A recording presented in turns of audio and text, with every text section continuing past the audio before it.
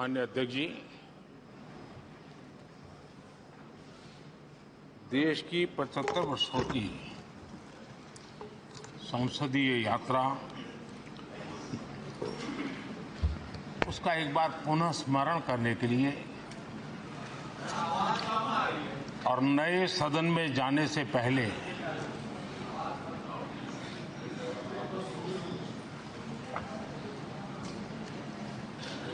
उन प्रेरक पलों को, इतिहास की महत्वपूर्ण घड़ी को स्मरण करते हुए आगे बढ़ने का ये अवसर है। हम सब इस ऐतिहासिक भवन से विदा ले रहे हैं। आजादी के पहले ये सदन इंपीरियल लेजिस्लेटिव काउंसिल का स्थान हुआ करता था। आजादी के बाद ये संसद भवन के रूप में उसको पहचान मिली। ये सही है, इस इमारत के निर्माण करने का निर्णय विदेशी शासकों का था, लेकिन ये बात हम न कभी भूल सकते हैं और हम गर्व से कह सकते हैं कि इस भवन के निर्माण में पसीना मेरे देशवासियों का लगा था, परिश्रम मेरे देशवासियों का लगा था और पैसे भी मेरे देश के लोगों के।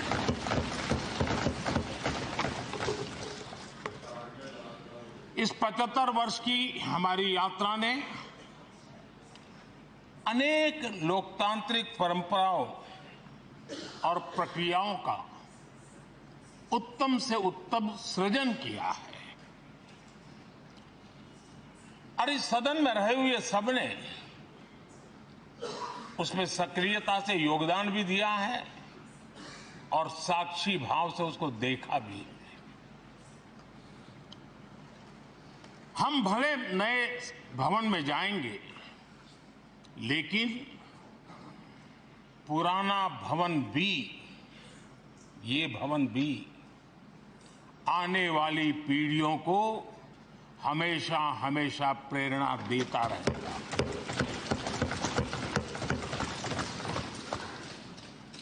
ये भारत के लोकतंत्र की स्वर्णिम यात्रा का एक महत्वपूर्ण अध्याय,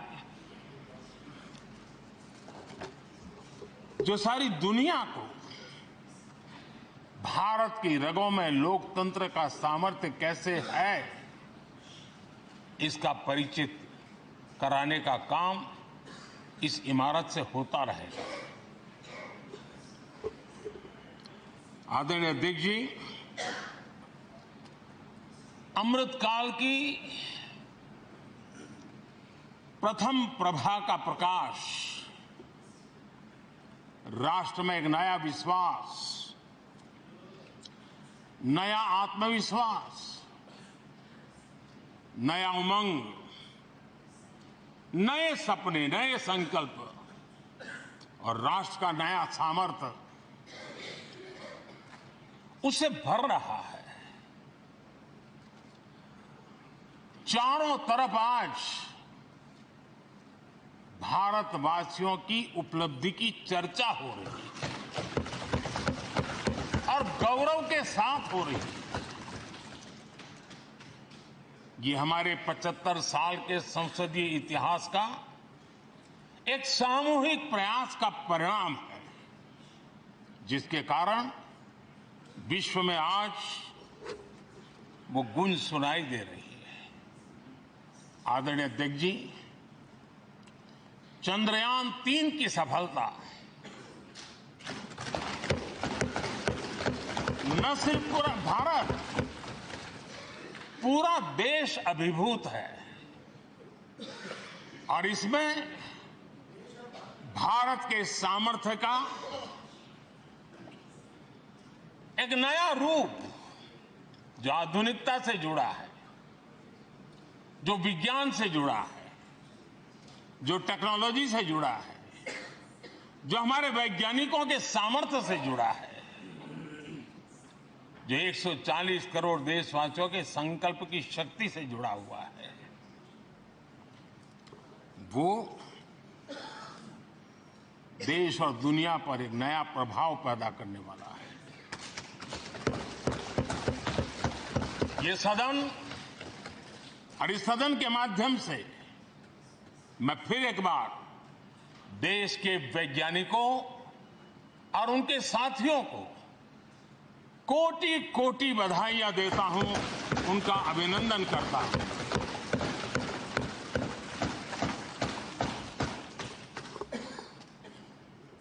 आदरणीय अध्यक्ष जी,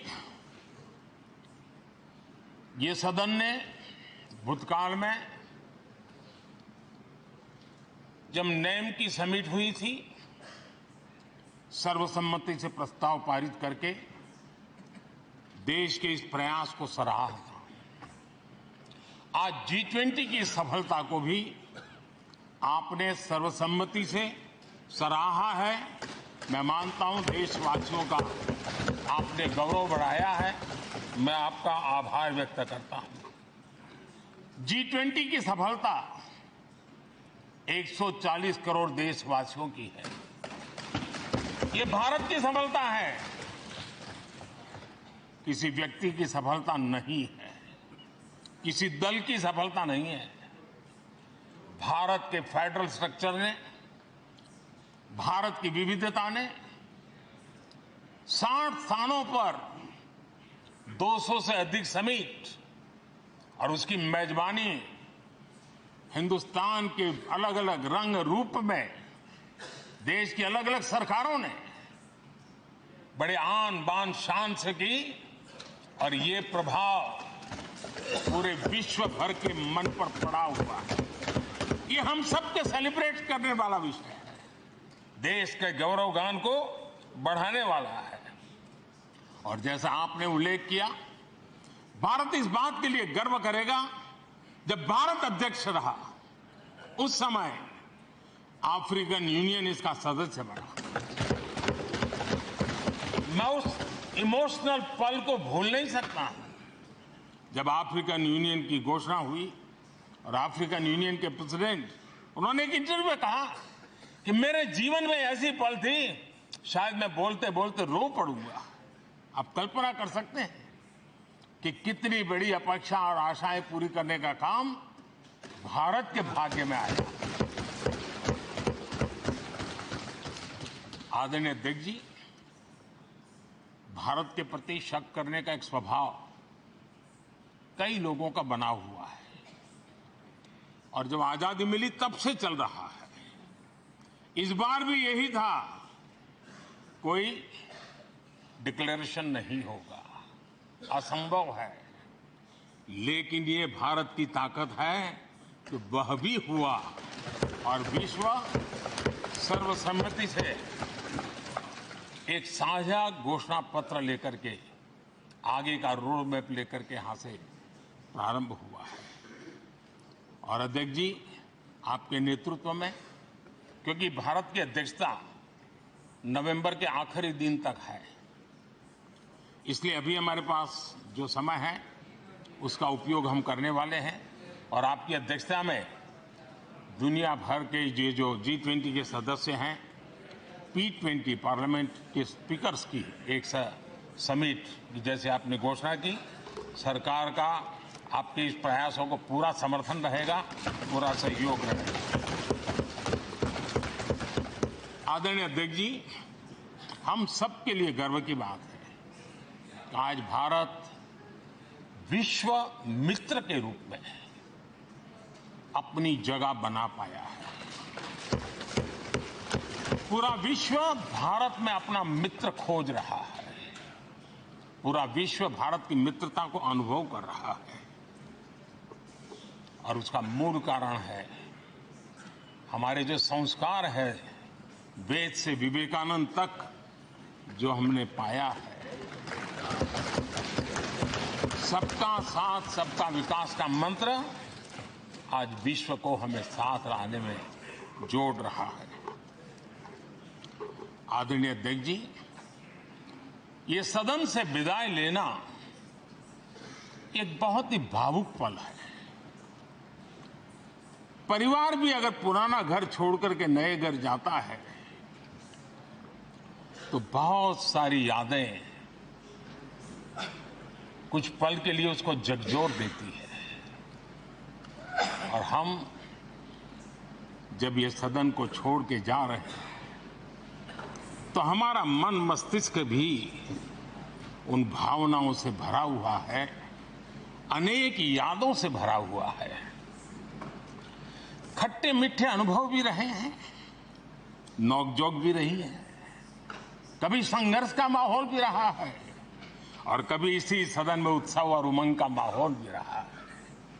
ये सारी स्मृतियां हमारे साथ हम सबकी साझी स्मृतियां हैं, ये हम सबकी साझी विरासत है और इसलिए इसका गौरव भी हम सबका साझा है।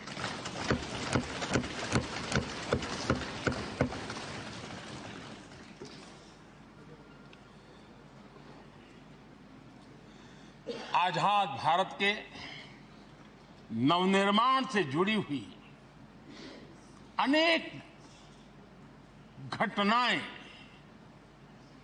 इन 75 वर्ष में यही सदन में आकार लेती हुई हमने देखी है।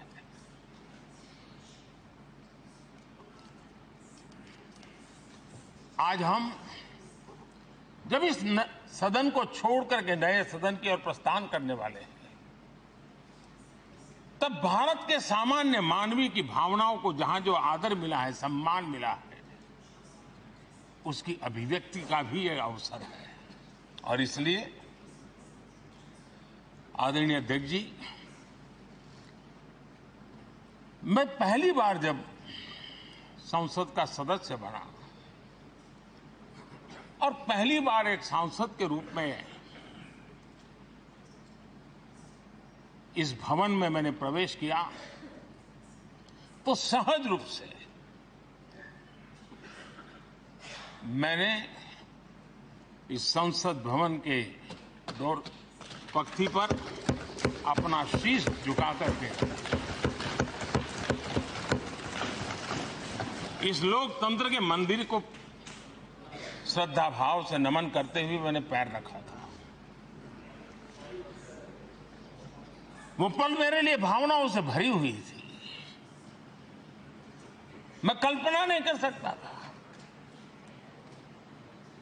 लेकिन भारत के लोकतंत्र की ताकत है, भारत के सामान्य मानवीय की लोकतंत्र के प्रति श्रद्धा का प्रतिबिंब है कि रेलवे प्लेटफॉर्म पर गुजारा करने वाला एक गरीब परिवार का बच्चा पार्लियामेंट पहुंच गया।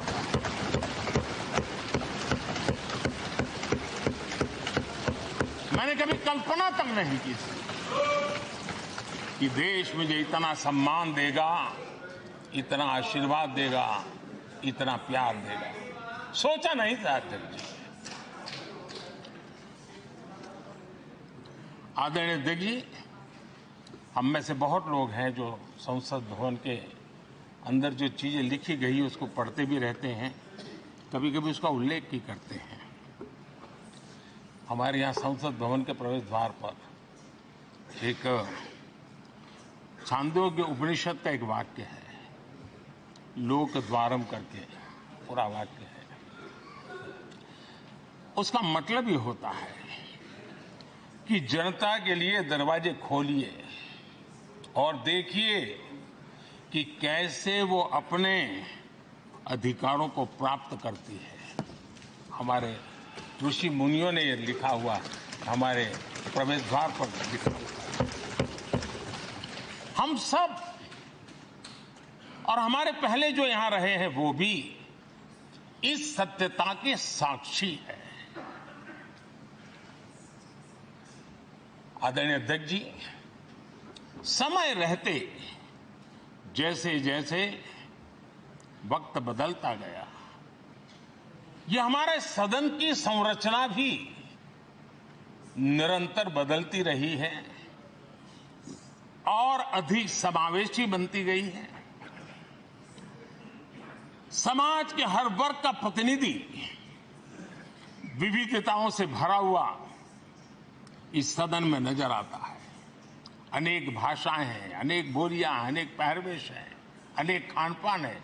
सदन के अंदर सब कुछ है और समाज के सभी तबके के लोग, चाहे वो सामाजिक रचना के हो, चाहे आर्थिक रचना के हो, चाहे गांव या शहर के हो, एक प्रकार से पूर्ण रूप से समावेशी वातावरण सदन में पूरी ताकत के साथ जन सामान्य की इच्छा आकांक्षाओं को प्रकट करता रहा है।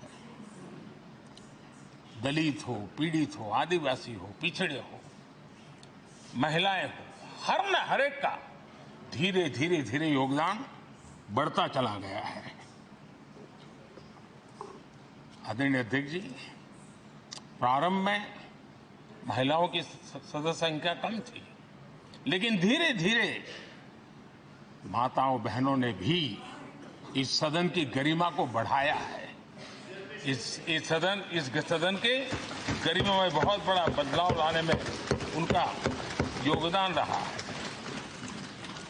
आदरणीय अध्यक्ष जी, प्रारंभ से अब तक एक मोटा हिसाब लगाता था, करीब 7,500 से अधिक जनप्रतिनिधि दोनों सदनों में मिलाकर के योगदान दे चुके हैं। इतने सालों में 7,500 से करीब ज्यादा। इस कालखंड में करीब 600 महिला सांसदों ने भी इस सदन की गरिमा को बढ़ाया है, दोनों सदन की। और आदरणीय अध्यक्ष जी, आप जानते हैं कि इस सदन में आदरणीय इंद्रजीत गुप्ता जी 43 ईयर, अगर मेरी गलती नहीं हो तो 43 ईयर इस सदन में लंबा समय बैठ करके इस सदन के साक्षी बनने का उनको सौभाग्य मिला। और यही सदन है आदरणीय अध्यक्ष जी, जहां शकीकुर रहमान जी 93 की एज में भी सदन में अपना योगदान देते रहे, जबकि उनकी उम्र 93। और आदरणीय अध्यक्ष जी, ये भारत के लोकतंत्र की ताकत है कि 25 साल की उम्र की चंद्रमणि मुर्मू इस सदन की सदस्य बनी थी। सिर्फ 25 साल की उम्र की, सबसे छोटी उम्र की सदस्य बनी थी। आदरणीय अध्यक्ष महोदय, वाद विवाद, कटाक्ष, ये सब कुछ हम सब ने अनुभव किया है, हम सब ने इनिशिएट भी किया है, कोई बाकी नहीं है।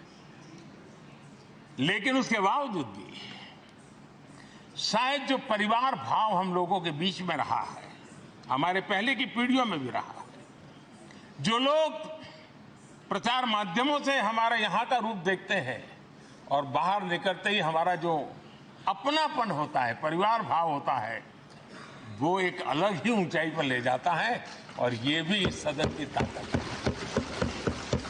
एक परिवार भाव। और उसके साथ साथ हम कभी कड़वाहट पाल करके नहीं जाते हैं। हम उसी प्यार से सदन छोड़ने के कई वर्षों के बाद भी मिल जाए तो भी उस प्यार को कभी भूलते नहीं है, उस स्नेह भरे याद दिनों को भूलते नहीं है। वो मैं अनुभव कर सकता हूं। आदरणीय अध्यक्ष जी, हमारे पहले भी और वर्तमान भी हमने कई बार देखा है कि अनेक संकटों के बावजूद भी, अनेक असुविधाओं के बावजूद भी सांसद सदन में आए हैं और उन्होंने शारीरिक पीड़ा भी असह्य हो तो भी सदन में एक सांसद के रूप में, जनप्रतिनिधि के रूप में अपना कर्तव्य निभाया है। ऐसी अनेक घटनाएं आज हमारे सामने हैं। गंभीर गंभीर बीमारियों के बावजूद भी कोई व्हीलचेयर में आना पड़ा, किसी को डॉक्टरों को बाहर खड़े रख करके अंदर आना पड़ता, लेकिन सभी सांसदों ने कभी न कभी इस प्रकार से अपनी भूमिका निभाई। कोरोना काल हमारे सामने उदाहरण है।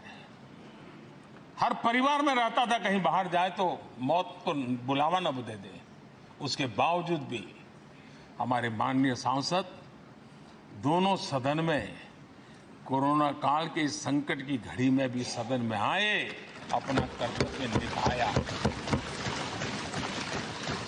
हमने राष्ट्र का काम रुकने नहीं दिया। आवश्यकता पड़ी, डिस्टेंस रखना भी था और बार बार टेस्टिंग भी करना पड़ता था। सदन में आते थे लेकिन मास्क पहनना पड़ता था। बैठने की रचना भी अलग अलग की, समय भी बदले गए। हर चीज के साथ राष्ट्र का काम रुकना नहीं चाहिए, इस भाव से सभी सदस्यों ने इस सदन को अपने कर्तव्य का महत्वपूर्ण अंग माना, संसद को चलाए रखा। और मैंने देखा है कि इस सदन से इतना लगाव लोगों का रहता है कि पहले कभी हम देखते थे कोई 30 साल पहले सांसद रहा होगा, कोई 35 साल पहले रहा होगा, लेकिन वो सेंट्रल हॉल तो जरूर आएगा। जैसे मंदिर जाने की आदत होती है वैसे उनको सदन में आने की आदत है। इस जगह का लगाव बन जाता है, एक आत्मीय भाव से जुड़ाव हो जाता है। और ऐसे बहुत से पुराने लोग हैं जो आते जाते में मन करता है जरा चलो एक चक्कर काट ले। आज उनका जनप्रतिनिधि के नाते दायित्व तो नहीं है, लेकिन भूमि के प्रति उनका लगाव हो जाता है। ये सामर्थ्य होता है इस सदन का। आदरणीय अध्यक्ष महोदय, आजादी के बाद बहुत बड़े बड़े विद्वान लोगों ने बहुत आशंकाएं व्यक्त की थी, पता नहीं देश का क्या होगा, चल पाएगा कि नहीं चल पाएगा, एक रहेगा कि बिखर जाएगा, लोकतंत्र बना रहेगा नहीं, 50। लेकिन इस देश की संसद की ताकत है कि पूरे विश्व को गलत सिद्ध कर दिया और ये राष्ट्र पूरे सामर्थ्य के साथ आगे बढ़ता रहा। और इस विश्वास से कि हम भले आशंकाएं होंगी, घने काले बादल होंगे, लेकिन सफलता प्राप्त करते रहेंगे। और ये हम सब लोगों ने, हमारी पुरानी पीढ़ियों ने मिलकर के इस काम को करके दिखाया है, इसका गौरवगान करने का ये अवसर है। आदरणीय अध्यक्ष जी, इसी भवन में 2 साल 11 महीने तक संविधान सभा की बैठकें हुई और उसने देश के लिए एक मार्गदर्शक जो आज भी हमें चलाता है, हमारे संविधान दिया। और 26 नवंबर 1949 को जो संविधान हमें मिला वो 26 जनवरी 1950 को लागू हुआ। इन 75 वर्षों में सबसे बड़ा जो अचीवमेंट है वो ये है कि देश के सामान्य मानवी का इस संसद पर विश्वास बढ़ता ही गया है। और लोकतंत्र की सबसे बड़ी ताकत यही है कि इस महान संस्था के प्रति, इस महान इंस्टीट्यूशन के प्रति, इस व्यवस्था के प्रति उनका विश्वास अटूट रहे, विश्वास उनका बना रहे। इन 75 वर्षों में हमारी संसद ने जन भावनाओं की अभिव्यक्ति का भवन भी बना दिया। यहां जन भावनाओं की पुरजोश अभिव्यक्ति और हम देखते हैं राजेंद्र बाबू से लेकर डॉक्टर कलाम, रामनाथ कोविंद और अभी द्रौपदी मुर्मू जी, इन सब के संबोधन का लाभ हमारे सदनों को मिला है, उनका मार्गदर्शन मिला है। आदरणीय अध्यक्ष जी,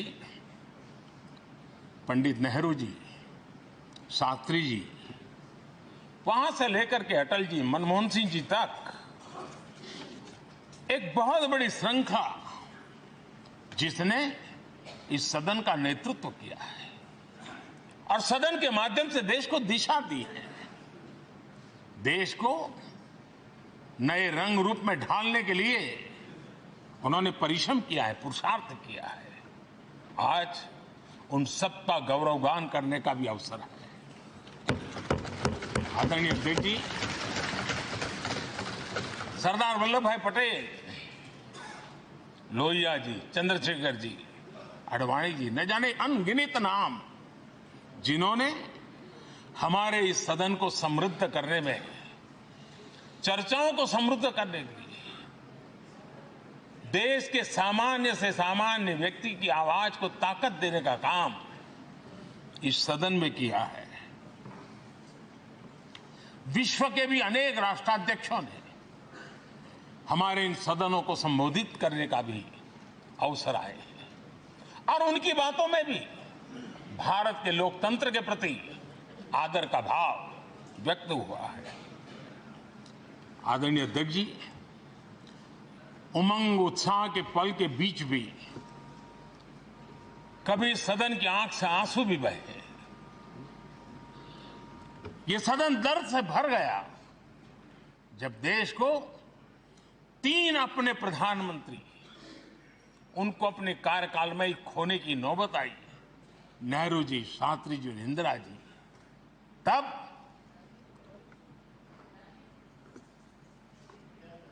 ये सदन अश्रु भीनी आंखों से उन्हें विदाई दे रहा था। आदरणीय अध्यक्ष जी, अनेक चुनौतियों के बावजूद भी हर स्पीकर ने, हर सभापति ने बेहतरीन तरीके से दोनों सदनों को सुचारू रूप से चलाया है और अपने कार्यकाल में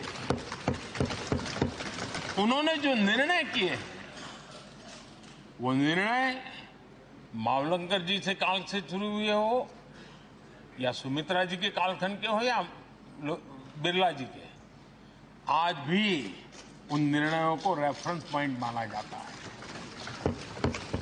ये काम हमारे करीब 17 स्पीकर और उसमें 2 हमारी महिला स्पीकर ने भी, और मावलंकर जी से लेकर के सुमित्रा ताई तक और बिरला जी का मार्गदर्शन आज भी हमें मिल रहा है।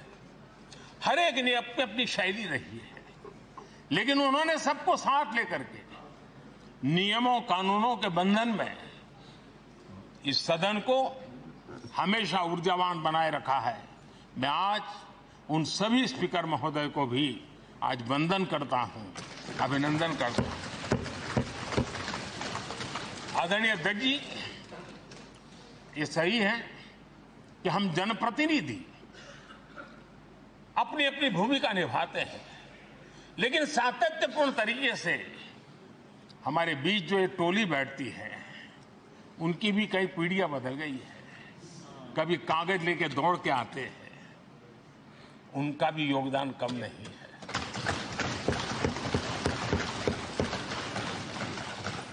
हमें कागज पत्र पहुंचाने के लिए दौड़ते हैं, सदन में कोई गलती ना हो जाए, उसके निर्णय में कोई गलत ना हो जाए, उसके लिए वो चौकन्ने रहते हैं। जो काम इनके द्वारा हुआ है, उसने भी सदन के क्वालिटी ऑफ गवर्नेंस में तेजी लाने में बहुत बड़ी मदद की है। मैं उन सभी साथियों का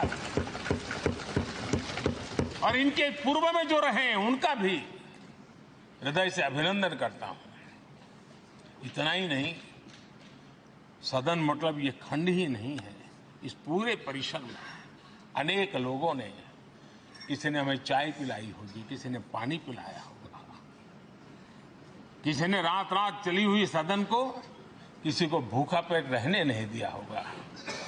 कई प्रकार की सेवाएं की होगी। किसी ने माली ने इसके बाहर के एनवायरनमेंट को संभाला होगा, किसी ने इसकी सफाई की होगी। न जाने कितने ही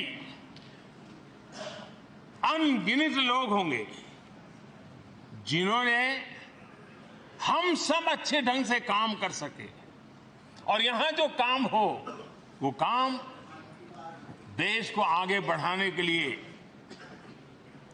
अधिक से अधिक तेजी से हो, उसके लिए जो माहौल बनाना, व्यवस्था बनाना, उसके लिए जिसने योगदान दिया है, मेरी तरफ से भी और इस सदन की तरफ से भी मैं उनका विशेष रूप से नमन करता हूं।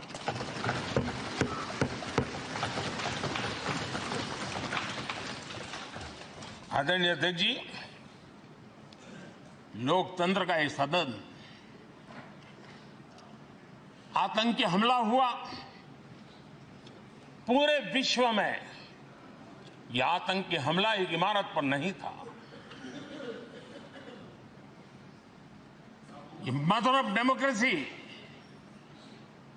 एक प्रकार से हमारी जीवात्मा पर यह हमला था। ये देश उस घटना को कभी भूल नहीं सकता है, लेकिन आतंकियों से लड़ते लड़ते सदन को बचाने के लिए और हर सदस्य को बचाने के लिए जिन्होंने अपने सीने पर गोलियां झेली, आज मैं उनको भी नमन करता हूं।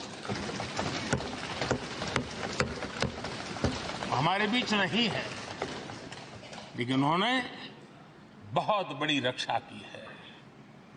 आदरणीय अध्यक्ष जी, जब आज हम इस सदन को छोड़ रहे हैं, तब मैं उन पत्रकार मित्रों को भी याद करना चाहता हूं जिन्होंने जीवन में, कुछ लोग तो ऐसे हैं जिन्होंने पूरा जीवन अपने कार्यकाल में संसद के काम को ही उन्होंने रिपोर्ट किया है। एक प्रकार से वो जीवंत साक्षी रहे हैं। उन्होंने यहां की पल पल की जानकारी देश तक पहुंचाई, और तब तो ये सारा टेक्नोलॉजी अवेलेबल नहीं थी। तब वही लोग थे जो यहां की बात पहुंचाते थे, और उनका सामर्थ्य था वो अंदर की भी पहुंचाते थे और अंदर की भी पहुंचाते थे।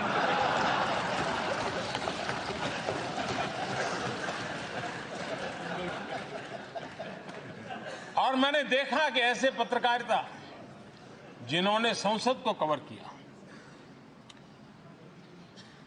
शायद उनके नाम जाने नहीं जाते होंगे, लेकिन उनके काम को कोई भूल नहीं सकता है।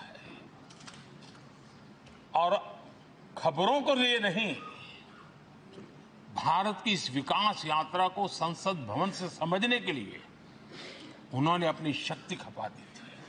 आज भी पुराने जो पत्रकार मित्र मिल जाते हैं और जिन्होंने कभी संसद को कवर किया हो, तो ऐसी अननोन चीजें बताते हैं जो उन्होंने अपनी आंखों से देखी होती है, कान से सुनी होती है, जो अचरज करने वाली होती है। यानी एक प्रकार से जैसी ताकत यहां की दीवारों की रही है, वैसा ही दर्पण उनकी कलम में रहा है, और उस कलम ने देश के अंदर संसद के प्रति, संसद सदस्यों के प्रति एक अहोभाव का भाव जगाया है। मैं आज कई पत्रकार बंधु होंगे जो रहे नहीं होंगे, लेकिन मेरे लिए जैसा ये सदन छोड़ना भावुक पल है, मैं पक्का मानता हूं इन पत्रकार बंधुओं के लिए भी ये सदन छोड़ना उतना ही भावुक पल होगा, क्योंकि इनका लगाव हमसे भी ज्यादा रहे हैं।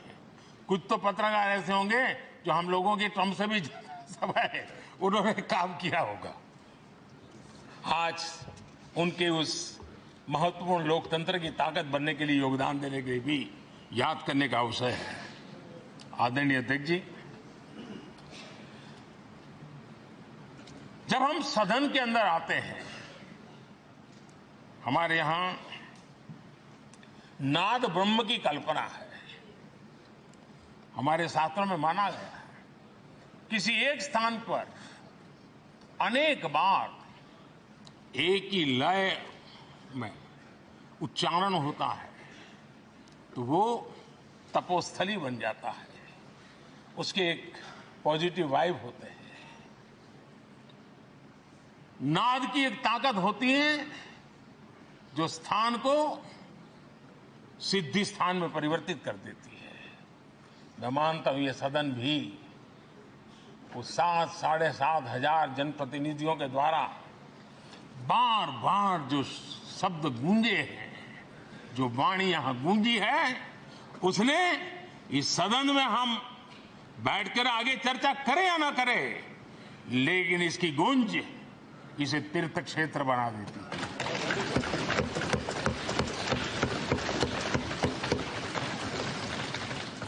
एक जागृत जगह बन जाती है और लोकतंत्र की प्रति श्रद्धा रखने वाला व्यक्ति आज से 50 साल के बाद भी जब यहां देखने के लिए भी आएगा तो उसे उस गूंज की अनुभूति होगी कि कभी भारत की आत्मा की आवाज यहां पर गूंजती थी। और इसलिए अध्यक्ष महोदय, ये वो सदन है जहां कभी भगत सिंह, बटुकेश्वर दत्त, उन्होंने अपनी वीरता सामर्थ्य से अंग्रेज सल्तनत को जगा दिया था बम का धमाका करके। वो बम की गूंज भी जो देश का भला चाहते हैं उनको कभी सोने नहीं देती। आदरणीय अध्यक्ष जी, ये वो सदन है जहां पंडित जी को इसलिए भी याद किएगा, अनेक बातों के लिए याद करेगा, लेकिन हम जरूर याद करेंगे इसी सदन में पंडित नेहरू का at the stroke of midnight की गूंज हम सबको प्रेरित करती रहेगी। और इसी सदन में अटल जी ने कहा था, वो शब्द आज भी गूंज रहे हैं इस सदन में, सरकारें आएगी जाएगी, पार्टियां बनेगी बिगड़ेगी, लेकिन ये देश रहना चाहिए।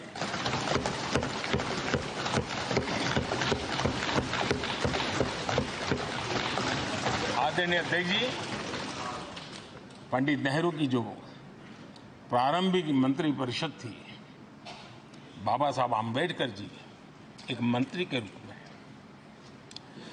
दुनिया की बेस्ट प्रैक्टिसेस भारत में लाने पर बहुत जोर दिया करते थे। फैक्ट्री कानून में अंतर्राष्ट्रीय सुझावों को शामिल करने पर बाबा साहब सर्वाधिक आग्रही रहे थे और उसका परिणाम आज देश को लाभ मिल रहा है। बाबा साहब आम्बेडकर ने देश को नेहरू जी की सरकार में वाटर पॉलिसी दी थी और उस वाटर पॉलिसी बनाने में बाबा साहब आम्बेडकर की बहुत बड़ी भूमिका रही थी। आदरणीय अध्यक्ष जी, हमें जानते हैं कि भारत में बाबा साहब आम्बेडकर एक बात हमेशा कहते थे कि भारत में सामाजिक न्याय के लिए भारत का औद्योगिकरण होना बहुत जरूरी है, क्योंकि देश के दलित पिछड़ों के पास जमीन ही नहीं है, वो क्या करेगा? औद्योगिकरण होना चाहिए। और बाबा साहब इस बात को मान करके डॉक्टर श्यामा प्रसाद मुखर्जी, जो पंडित नेहरू के मंत्री थे, उन्होंने इस देश में और पहले वाणिज्य मंत्री के रूप में और उद्योग मंत्री के रूप में उन्होंने इंडस्ट्री पॉलिसी इस देश में लाई थी। आज भी कितनी ही इंडस्ट्री पॉलिसी बने, लेकिन उसकी आत्मा वही होती है जो पहली सरकार के थी और उनका भी बहुत बड़ा अहम योगदान रहा था। आदरणीय अध्यक्ष जी, लाल बहादुर शास्त्री जी ने 65 के युद्ध में हमारे देश के जवानों में का हौसला बुलंद करना, उनके सामर्थ्य के लिए को पूरी तरह राष्ट्र हित में झोंक देने की प्रेरणा इसी सदन में से दी थी लाल बहादुर शास्त्री का। और यहीं पर उन्होंने ग्रीन रिवॉल्यूशन के लिए एक मजबूत नींव लाल बहादुर शास्त्री जी ने रखी थी। आदरणीय अध्यक्ष जी, बांग्लादेश की मुक्ति का आंदोलन और उसका समर्थन भी इसी सदन ने इंदिरा गांधी के नेतृत्व में किया था। इसी सदन ने इमरजेंसी में लोकतंत्र पर होता हुआ हमला भी देखा था और इसी सदन ने भारत के लोगों की ताकत को एहसास कराते हुए मजबूत लोकतंत्र की वापसी भी इसी सदन ने देखी थी। वो राष्ट्रीय संकल्प भी देखा था, ये सामर्थ्य भी देखा था। आदरणीय अध्यक्ष जी, ये सदन इस बात का हमेशा ऋणी रहेगा क्योंकि इसी सदन में हमारे पूर्व प्रधानमंत्री चरण सिंह जी ने ग्रामीण मंत्रालय का गठन किया था, रूरल डेवलपमेंट मिनिस्ट्री। इसी सदन में मतदान की उम्र 21 से 18 करने का निर्णय हुआ था और देश की युवा पीढ़ी को इसका योगदान देने के लिए प्रेरित किया गया, उत्साहित किया गया था। हमारे देश ने गठबंधनों की सरकारें देखी, पीपी सिंह जी हो, चंद्रशेखर जी, और बाद में एक सिलसिला चला। लंबे अरसे से दिशा में देश जा रहा था, आर्थिक नीतियों के बोझ तले देश दबा हुआ था, लेकिन नरसिम्हा राव की सरकार थी जिन्होंने हिम्मत के साथ पुरानी आर्थिक नीतियों को छोड़ करके नई राह पकड़ने का फैसला किया था, जिसके आज देश को परिणाम मिल रहे हैं। अटल बिहारी वाजपेयी जी का सरकार भी हमने इसी सदन ने देखी। सर्व शिक्षा अभियान देश में आज वो महत्वपूर्ण बन गया है। आदिवासी कार्यालय मंत्रालय अटल जी ने बनाया, नॉर्थ ईस्ट का मंत्रालय अटल जी ने बनाया। न्यूक्लियर टेस्ट भारत के सामर्थ्य का परिचायक बन गया। और इसी सदन में मनमोहन जी की सरकार कैश फॉर वोट को भी, उस कांड को भी सदन ने देखा है। आदरणीय अध्यक्ष जी, सबका साथ सबका विकास का मंत्र, अनेक ऐतिहासिक निर्णय, दशकों से लंबित विषय, उनका स्थायी समाधान भी इसी सदन में हुआ। आर्टिकल 370, ये सदन हमेशा हमेशा गर्व के साथ कहेगा कि सदन के कारण one nation one tax, GST का निर्णय भी इसी सदन ने किया। One rank one pension, OROP, ये भी इसी सदन ने देखा। गरीबों के लिए 10% आरक्षण कोई विवाद के बिना पहली बार देश में करने में सफल लगा। आदरणीय अध्यक्ष जी, भारत के लोकतंत्र में तमाम उतार चढ़ाव हमने देखे और ये सदन लोकतंत्र की ताकत है, लोकतंत्र की ताकत की साक्षी है, जन विश्वास का एक केंद्र बिंदु रहा है। इस सदन की विशेषता देखिए और दुनिया के लोगों का आज भी अचरज होता है। यह सदन है जिसमें कभी 4 सांसद वाली पार्टी सत्ता में होती थी और 100 सदस्य वाली पार्टी विपक्ष में बैठती थी। ये भी सामर्थ्य इस सदन के लोकतंत्र की ताकत का परिचय कराता है। और यही सदन है जिसमें एक वोट से अटल जी की सरकार गई थी और लोकतंत्र की गरिमा को बढ़ाया था। ये भी इसी सदन में हुआ। आज अनेक छोटी छोटी रीजनल पार्टियों का प्रतिनिधित्व हमारे देश की विविधता को, हमारे देश के एस्पिरेशंस का एक प्रकार से वो आकर्षक केंद्र बिंदु बना है। आदरणीय अध्यक्ष जी, इस देश में 2 प्रधानमंत्री ऐसे रहे, मोरारजी भाई, वीपी सिंह। एक प्रकार से कांग्रेस में जीवन खपाया था, लेकिन एंटी कांग्रेस गवर्नमेंट का नेतृत्व कर रहे थे। ये भी इसकी विशेषता थी। और हमारे नरसिम्हा राव जी, वो तो बिस्तर गोल करके घर जाने की तैयारी कर रहे थे, निवृत्ति की घोषणा कर चुके थे, लेकिन यही लोकतंत्र की ताकत देखिए, सदन की ताकत देखिए, वो प्रधानमंत्री के रूप में 5 साल हमारी सेवा कर रहे।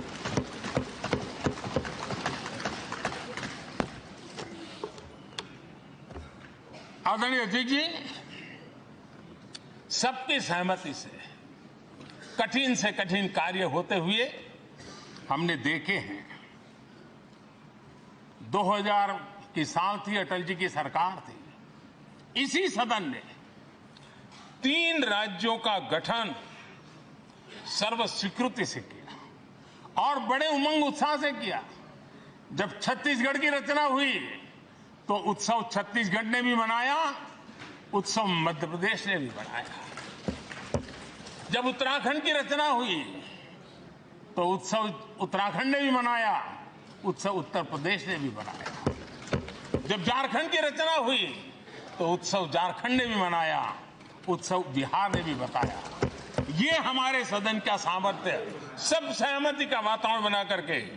लेकिन कुछ कड़वी यादें वो भी हैं कि तेलंगाना के हक को दबोचने के लिए भारी प्रयास हुए, खून की नदियां भी बही और बनने के बाद न तेलंगाना उत्सव मना पाया न आंध्र उत्सव मना पाया।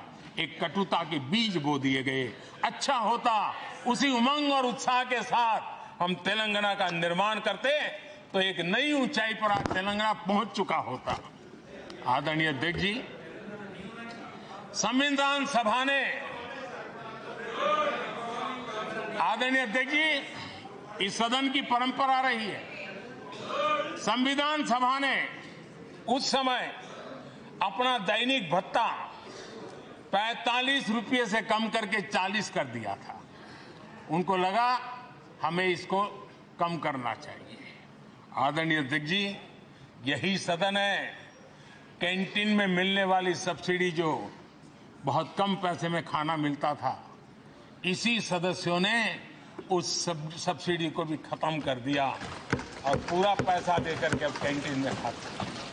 आदरणीय अध्यक्ष जी, कोरोना काल में जब जरूरत पड़ी तो यही सांसद जिन्होंने एमपी लेड फंड को छोड़ दिया और देश को इस संकट की घड़ी में मदद करने के लिए आगे आए। इतना ही नहीं, कोरोना काल में इसी सदन के सांसदों ने अपने तनख्वाह में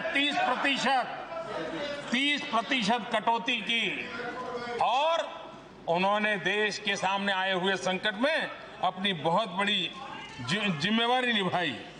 आदरणीय अध्यक्ष जी, हम गर्व से कह सकते हैं, ये सदन में बैठे हुए लोग भी कह सकते हैं, हमारे पूर्वज जो सदन में बैठे थे वो भी कह सकते हैं कि हम ही लोग हैं जिन्होंने हम पर डिसिप्लिन लाने के लिए हमारे यहां जनप्रतिनिधित्व कानून में समय समय पर कठोरता बरती। नियम हमने ही लादे, हमने ही तय किया कि नहीं, जनप्रतिनिधि के जीवन में ये नहीं हो सकता।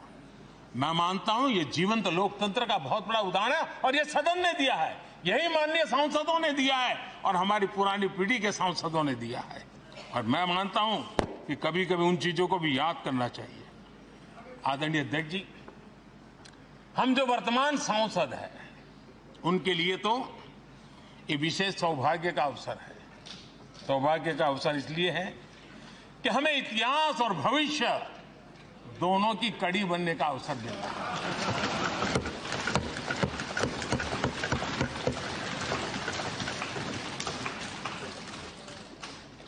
कल और आज से जुड़ने का हमें अवसर मिल रहा है और आने वाली कल निर्माण करने का एक नया विश्वास, नया उमंग, नए उत्साह के साथ हम यहां से विदाई लेने वाले हैं।